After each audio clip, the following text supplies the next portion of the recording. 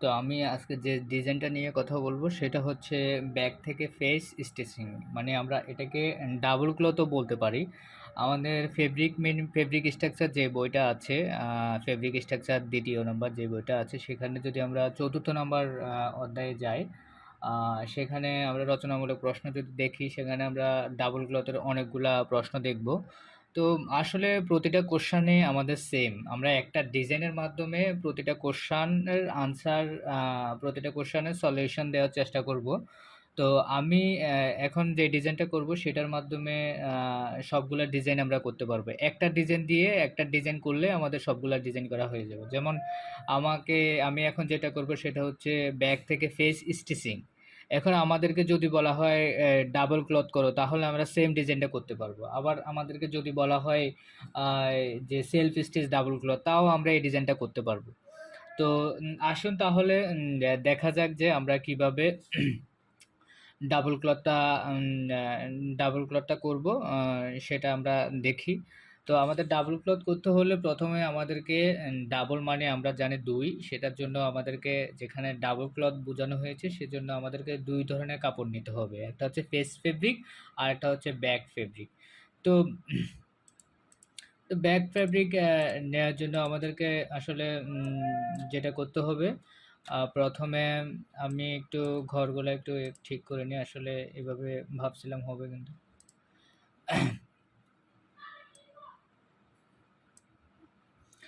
তো ঠিক আছে, তাহলে আমি ডিজাইনটা করা শুরু করছি।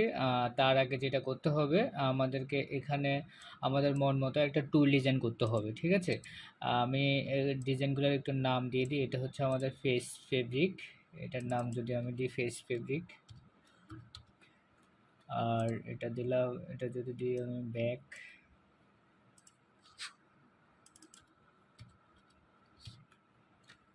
ফেস এবং ব্যাক। আমি একটু বোল্ড করে দিচ্ছি, এতে করে আপনাদের বোঝার সুবিধা হবে। ঠিক আছে, এটা হচ্ছে ফেস ফেব্রিক, এটা হচ্ছে ব্যাক ফেব্রিক। তো আমি এখানে একটা টুল ডিজাইন করব। তো প্রথম অংশে ফেস যেটা করব সেটা হচ্ছে, আমরা তো সবাই টুল ডিজাইন করতে জানি আশা করি। তো আমি 3 আপ, সরি 5 আপ 3 ডাউন দিয়ে করব আমি। তো 5 আপ 3 ডাউন দিয়ে করতে হলে 3 4 5, আমি ডিজাইনটা করা শুরু করে দিয়েছি। একগোর উপরে রেখে ডিজাইনটা করব। আশা করি আপনারা সবাই জানেন, টুল ডিজাইন সম্পর্কে অবগত আছেন আগে থেকে।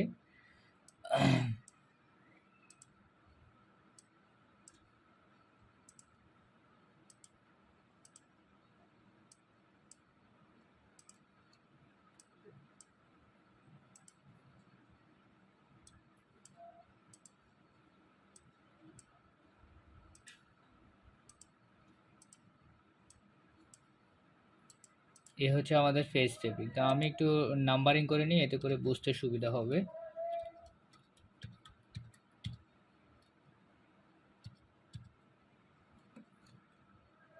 ভুলবশত হয়তো আমার ঘরগুলো বোল্ড হয়ে আছে। ওকে, এখানে জানি না এরকম হচ্ছে কেন, আমার একটু সমস্যা হয়েছে। আচ্ছা যাই হোক, এটা হচ্ছে ফেস ফেব্রিক এবং এবার নেব আমি ব্যাক ফেব্রিক। ফেস ফেব্রিক নিলাম, এখন ব্যাক ফেব্রিকটা নিব। ফেস যেহেতু আমরা 3 আপ দিয়ে নিয়েছি, 3 ডাউন দিয়ে নিয়েছি, তো এটা আমি 4 আপ 4 ডাউন দিয়ে করি। এটা অন্য একটা কালার দিচ্ছি।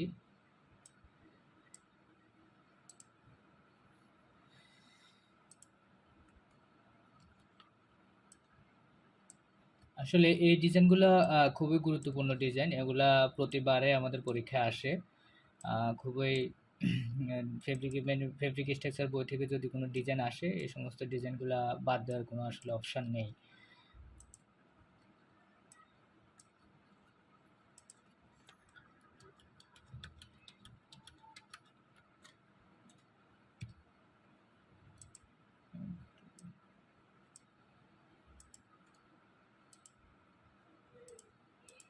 তো তো আমি মার্ক করে নিয়েছি। এখন যেহেতু আমাকে ডাবল করতে হবে, দুইটা ডিজাইনই আমাদেরকে উঠাতে হবে, সেই জন্য আমি কি করছি এখানে আটে আটে আমরা 16 ঘর নিতে হবে এখানে, কারণ আমাদেরকে দুইটা ডিজাইনই এখানে একসাথে ফিক্সড করতে হবে, একসাথে মিশিয়ে ফেলতে হবে। তাহলে আমাদেরকে দুইটা ডিজাইন তুলতে গেলে আমাদেরকে এটা ডাবল ঘর নিতে হবে এগুলার।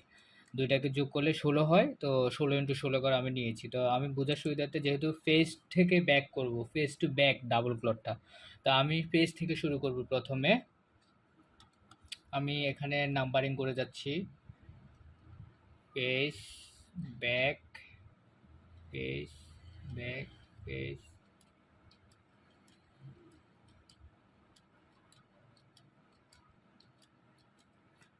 সেম ভাবে এদিকেও face to back, face, back, face, back, face.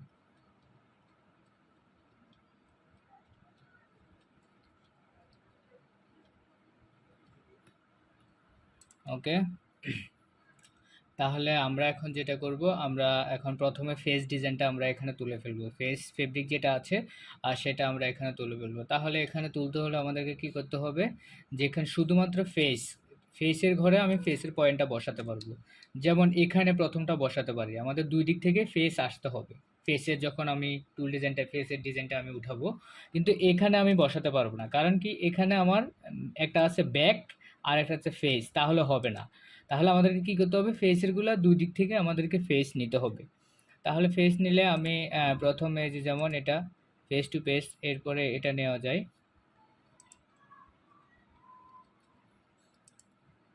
এটা নিলাম। এরপর হচ্ছে ফেস 5 আপ 3 ডাউন, তিনটা ফেস খালি থাকবে, 1 2 3, ঠিক আছে। এরপরে আবার পরের ঘরে ফেস কোথায়, এখানে হবে না, আমাদের এখান থেকে শুরু হবে, যেহেতু একর উপরে নিতে হবে আমাদেরকে। এরপরে আবার এখান থেকে শুরু হবে,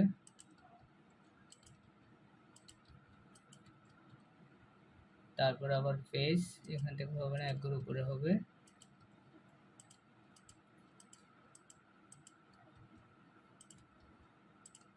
ওকে, এরপরে আমি এখানে আসবো,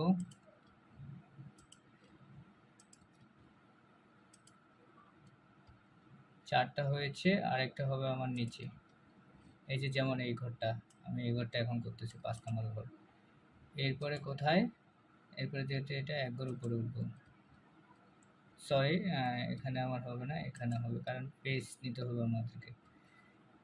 একটা ব্যাকে হলে হবে না ডিজাইনটা আমার, দুই দিক থেকে আমাদেরকে পেজ নিতে হবে।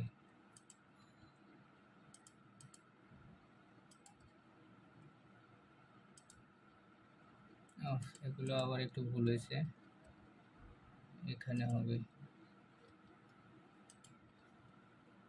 বাকি হবে তিনটা।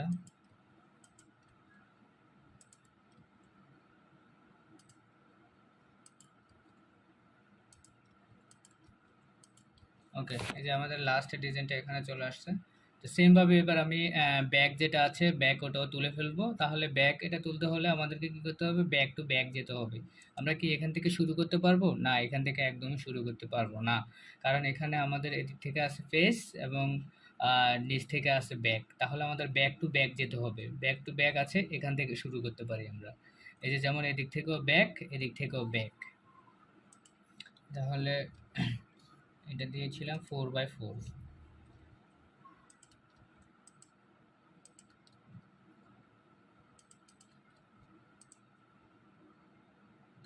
4 আর 4টা খালি আছে, 1 2 3। এই যে সরি, এখানে একটু ভুল হয়ে গিয়েছে, আমি ঠিক করে দিচ্ছি। এই যে এখানে হবে, আপনি নিজেই বুঝতে পারবেন আসলে ডিজাইনটা কোথাও ভুল হলে। এই যে 4টা খালি থাকবে। সেম ভাবে আবার এখানে আসবো, এখানে উপরটা থেকে শুরু হবে, আবার এরপরের ঘরে চলে যাব, এখানে চলে যাব একটা উপরে, মানে আমি পুরো ওই ডিজাইনটা এখানে তুলে দিচ্ছি।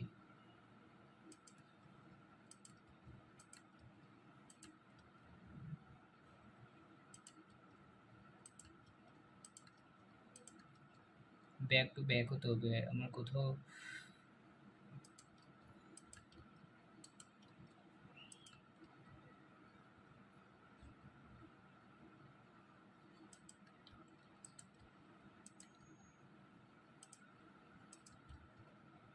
ওকে,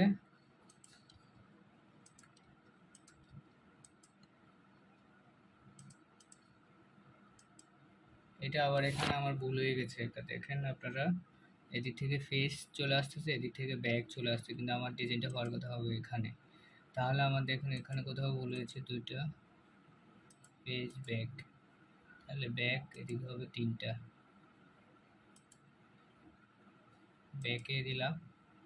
আচ্ছা সরি, এই যে আমার ভুল হয়েছে এখানে, আমি এদিক থেকে ফেস এগুলো সবগুলো উপরে উঠবে। আচ্ছা আমি একটু ঠিক করে নিচ্ছি।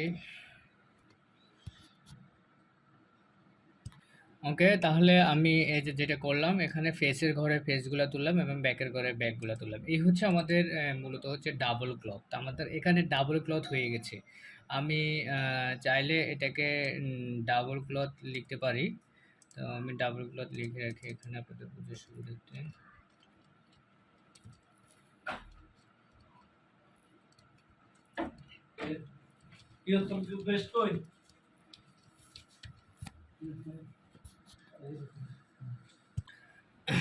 তো আমাদের মূলত এটাই হচ্ছে ডাবল ক্লথ, কিন্তু আমরা তো বলেছিলাম যে পেজ থেকে ব্যাক স্টিচিং হবে।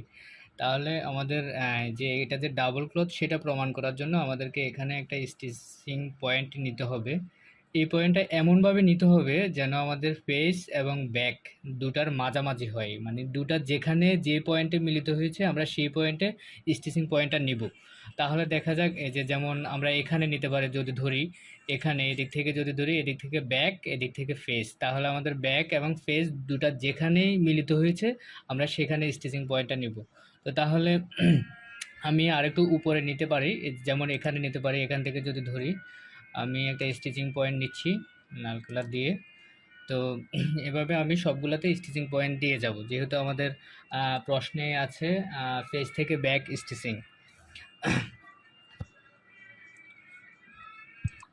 তো এই হচ্ছে আমাদের ফেস থেকে ব্যাক স্টিচিং। এই যে আমি এখানে যেখানে ফেস, এদিক থেকে ফেস এবং এদিক থেকে ব্যাক মিলিত হয়েছে, যেখানে যেখানে ফেস ব্যাক পেজ ব্যাক, আমাদের দেখবেন আমার প্রত্যেকটা স্টিচিং পয়েন্ট ফেস এবং ব্যাকে, ফেস এবং ব্যাকে।